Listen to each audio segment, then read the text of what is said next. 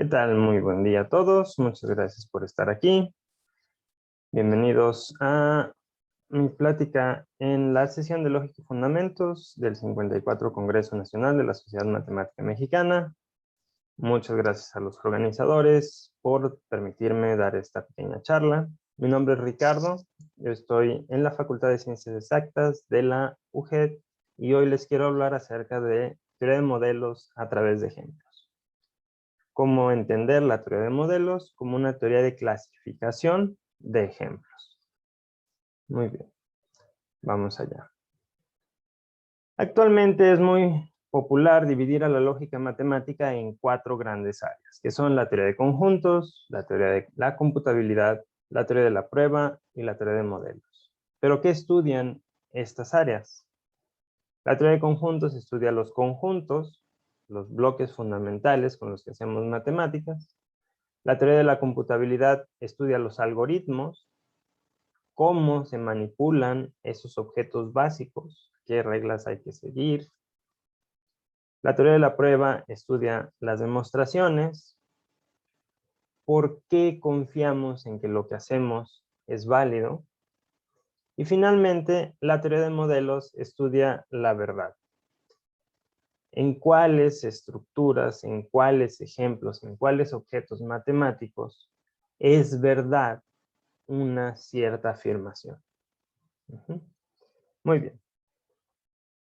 Históricamente es muy común ubicar el inicio de la teoría de modelos con la definición semántica de verdad propuesta por Tarski en los 30.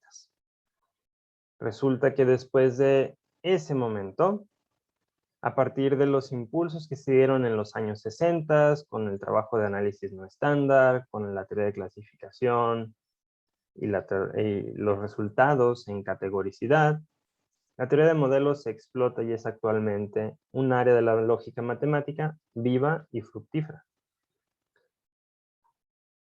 ¿De qué trata la teoría de modelos? ¿De qué tratan los modelos?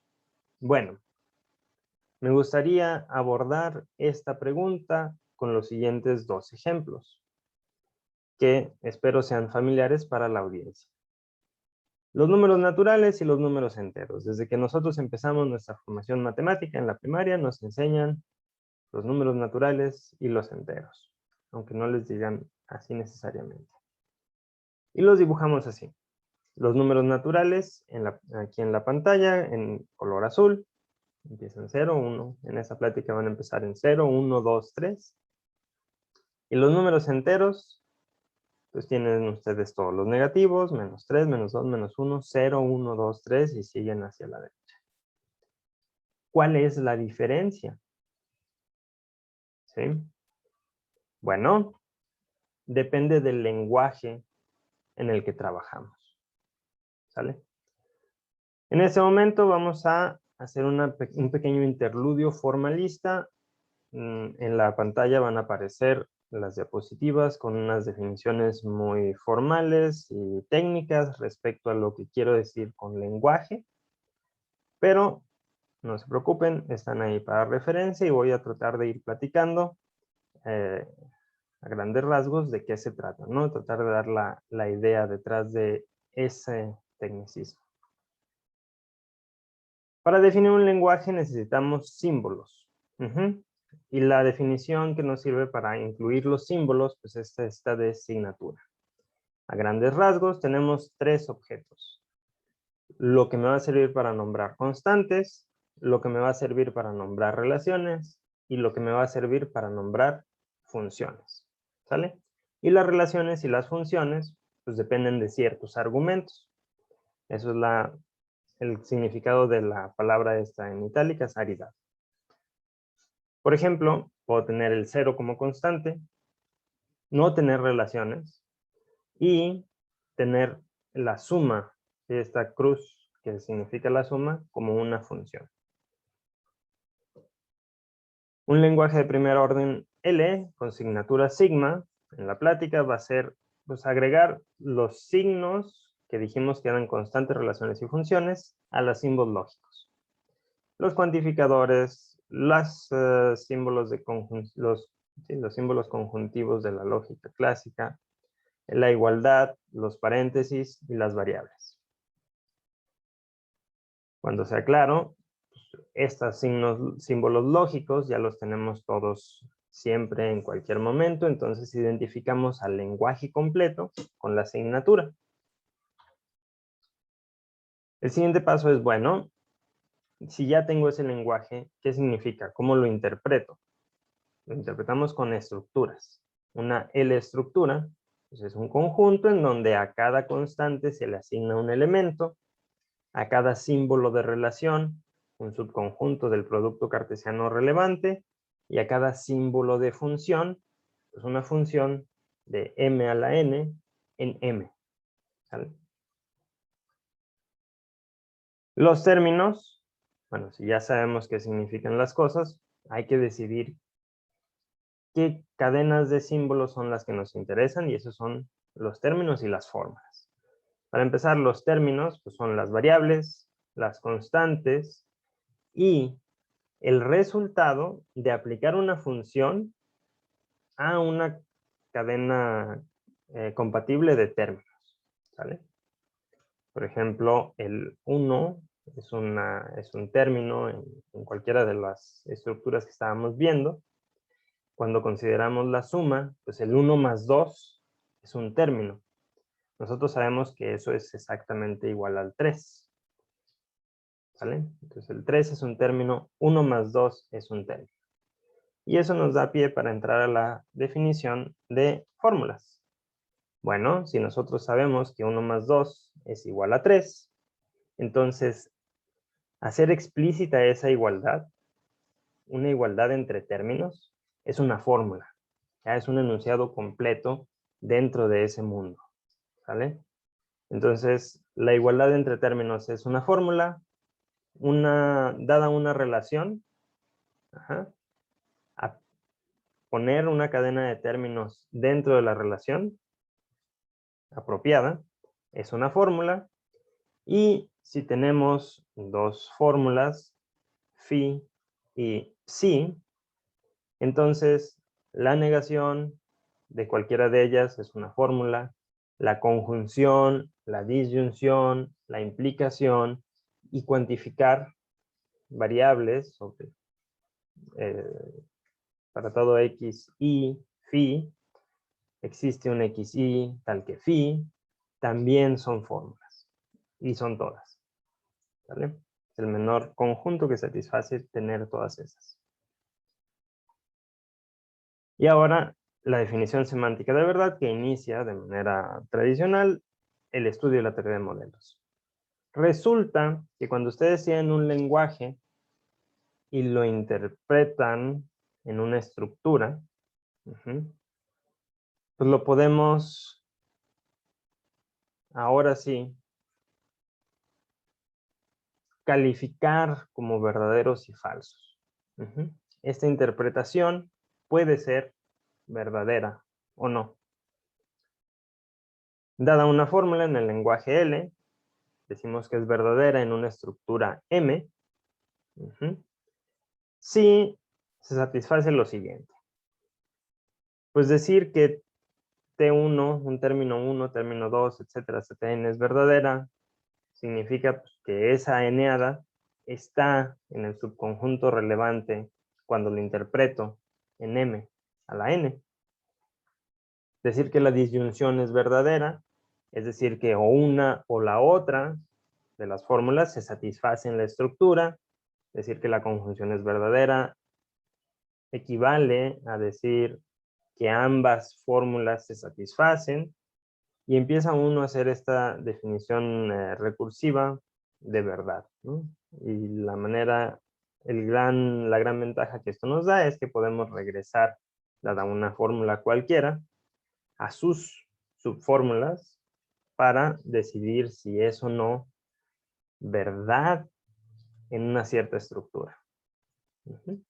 El para todo se interpreta de la manera natural, el existe se interpreta de la manera natural.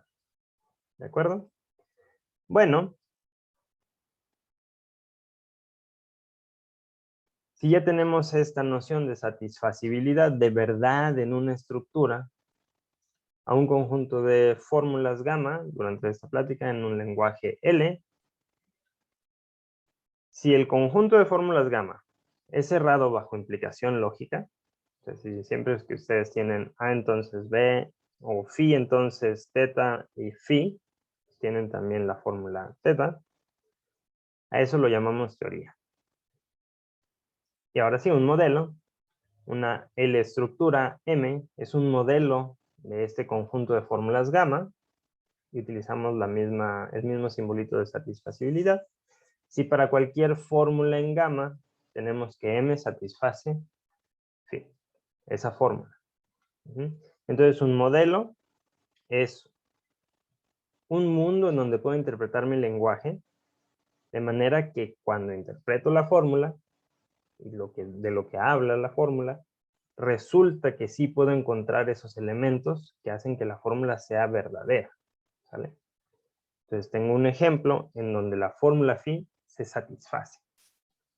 Un modelo de gamma es donde se satisfacen todas las fórmulas de gamma. Ahí está, acaba el interludio formalista y regresamos a los ejemplos. La pregunta con la que empezamos y la que queremos responder es ¿cuál es la diferencia entre n y z? Bueno, depende del lenguaje, pero ya sabemos qué es un lenguaje. Si estamos hablando, por ejemplo, con el 0 y la suma como los únicos elementos de nuestro lenguaje que vamos a interpretar como el 0 y como la suma, resulta que en los naturales no hay un inverso del 1, ni del 2 ni del 3, pero del 1.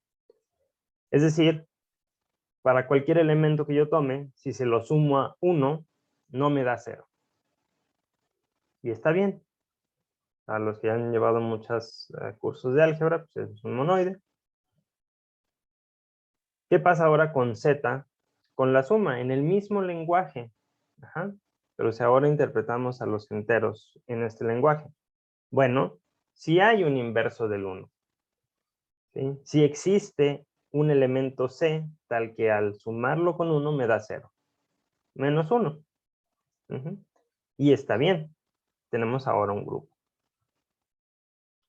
Resulta, pues que podemos distinguir los naturales de los enteros con esta pequeña fórmula. Hay uno de los ejemplos que la satisface y hay uno de los ejemplos que no la satisface. Entonces es una única fórmula que distingue los naturales de los enteros desde el punto de vista algebraico. Pero no solo podemos hacer álgebra, podemos hacer geometría.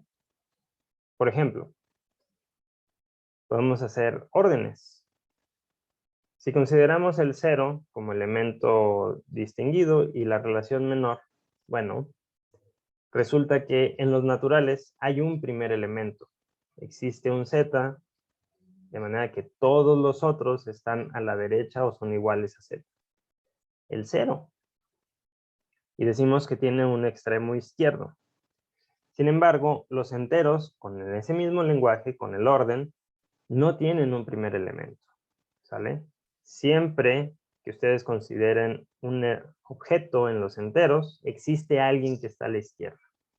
Y eso es ser un orden sin extremo izquierdo.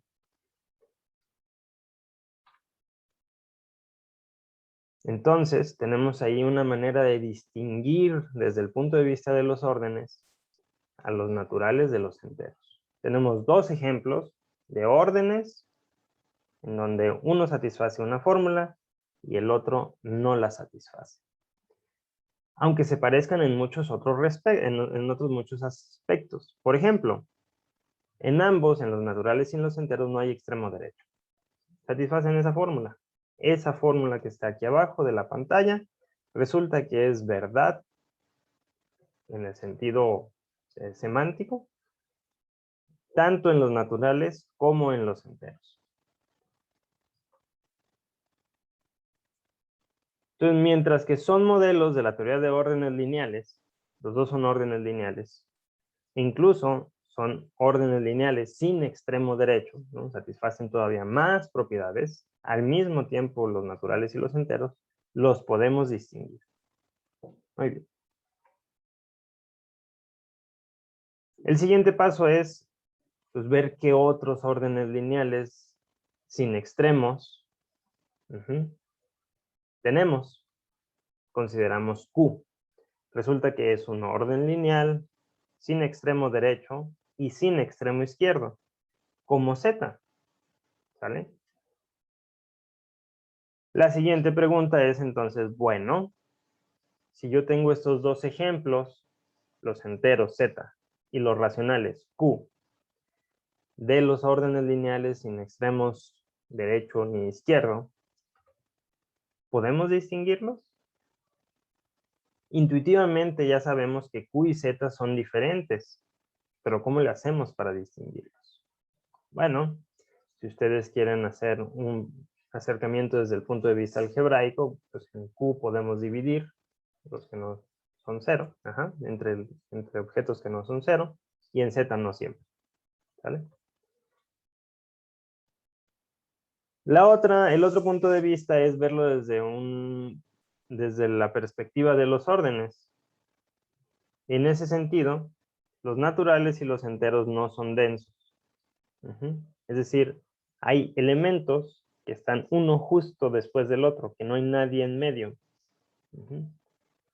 Y pues, nuestra introducción de Q, ¿no? Para distinguirlo de los enteros, así como le ponemos inversos multiplicativos en el sentido algebraico, pues en el sentido de órdenes resulta que Q tiene esta propiedad de ser denso. Entre cualesquiera dos hay otro. ¿Sale? Desde el punto de vista algebraico, resulta que Q no es muy especial en un sentido muy preciso. Resulta que hay muchos, para los que sepan qué significa esto, ejemplos de campos de fracciones numerables diferentes a Q, sea lo que sea que eso signifique. La construcción del campo de fracciones se ve en los cursos avanzados de álgebra y hay muchos. Sin embargo, tenemos a George Cantor y el paraíso del que nunca podrán echarnos y el método de back and forth o de ida y vuelta, que demuestra que desde el punto de vista de los órdenes, los racionales son muy especiales, ¿sale? Tan especiales que son el único, salvo isomorfismo, orden lineal, denso, sin extremos, numerable, ¿sale? Entonces, pues vamos a analizar el resto de los ejemplos con esta idea del orden, ¿sale? Esta idea de que los racionales son el único orden lineal denso sin extremo numerable, pues es del tipo de afirmaciones que Morley estuvo estudiando dentro de estas investigaciones en categoricidad. A grandes rasgos, la categoricidad pregunta cuántos ejemplos de un cierto tamaño existen de alguna estructura. En esa terminología, los órdenes lineales densos sin extremos son Aleph cero categóricos u omega categóricos. Porque hay un único ejemplo, hay un único modelo de la teoría de estos órdenes lineales densos sin extremos que es numerable. ¿Sale? Este Aleph 0 representa la cardinalidad del ejemplo. Y resulta que todos los que son órdenes lineales densos sin extremos son una imagen isomorfa de Q con el orden. Pero no pueden ser todos. Conocemos al menos uno más que satisface la mayoría de esas propiedades, ¿no? A saber, conocemos a alguien más que es un orden lineal denso sin extremos. R, los números reales. Entonces, esta idea de categoricidad habla de unicidad dado que tenemos una restricción sobre la cardinalidad, sobre el tamaño de nuestro modelo, de nuestro ejemplo. Bueno, la misma pregunta que hemos estado haciendo cada vez que introducimos un nuevo ejemplo. Si R y Q, si los reales y los racionales son ambos modelos de órdenes lineales densos sin extremos, ejemplos de esta teoría, ¿podemos distinguirlos? Sabemos que son diferentes porque los reales y los racionales tienen distinta cardinalidad. El argumento diagonal de Cantor nos dice eso. Pero ¿podemos distinguirlos sin usar esa idea de tamaño? Cuando vemos cálculo 1 nos dicen los reales son muy especiales porque cumplen el axioma del supremo. Pero podemos escribir en nuestro lenguaje formal esto que estuvimos hablando en el interludio formalista. El axioma del supremo solo con esas herramientas. Resulta que no. El axioma del supremo, si estamos considerando lenguajes de primer orden, el axioma del supremo no es de primer orden, no habla solo de elementos, ¿no? Ahí tiene un para todo, subconjunto, que está acotado, hay un supremo. Entonces no lo podemos usar para distinguirlo en este contexto. Resulta que en el lenguaje de órdenes, ¿sí?, teniendo solamente la relación de orden, R y Q son ambos modelos de la teoría de los órdenes lineales densos sin extremos. No los podemos distinguir. ¿Sale?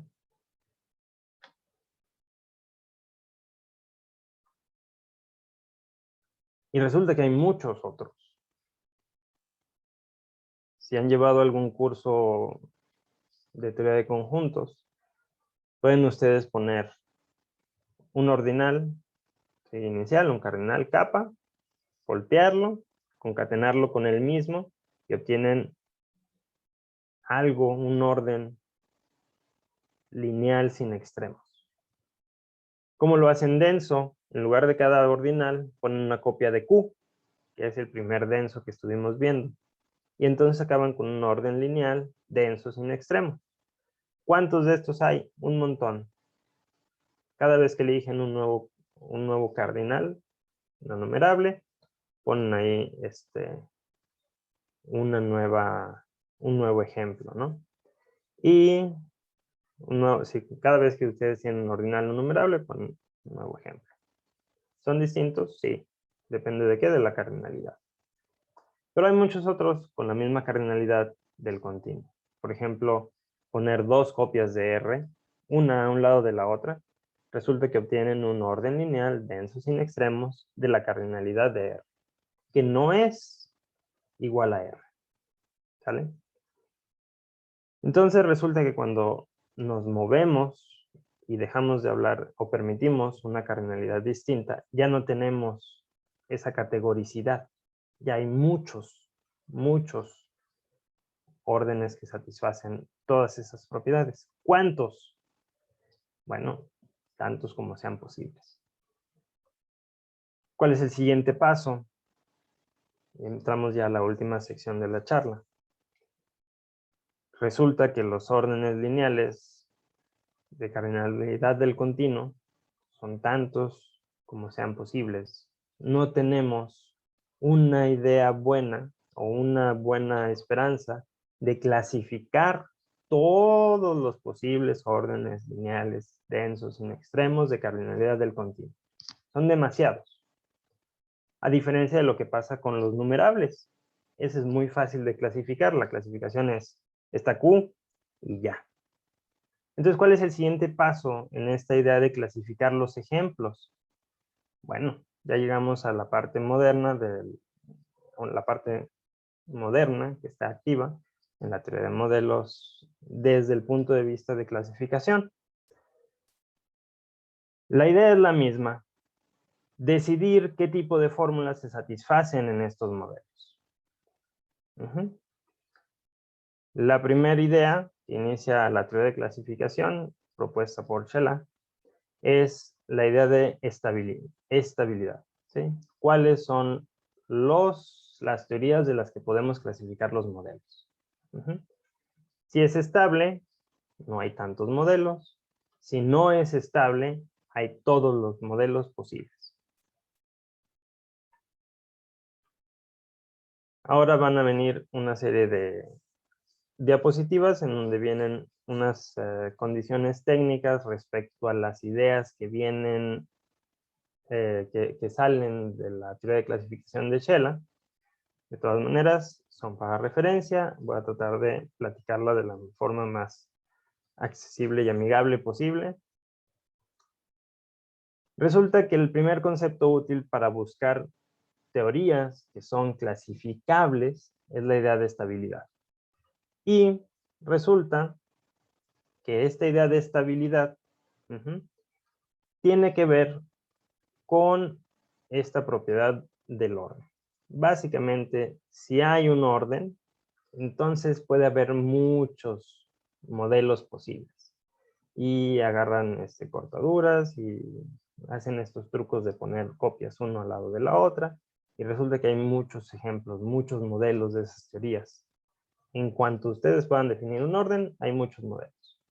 Entonces, si no hay orden, tenemos esta esperanza de que, los modelos, los ejemplos los podamos clasificar. Resulta Q o R no es estable y tiene muchos modelos. Pues Q tiene nada más un modelo. Aquí debió de haber sido R, perdón.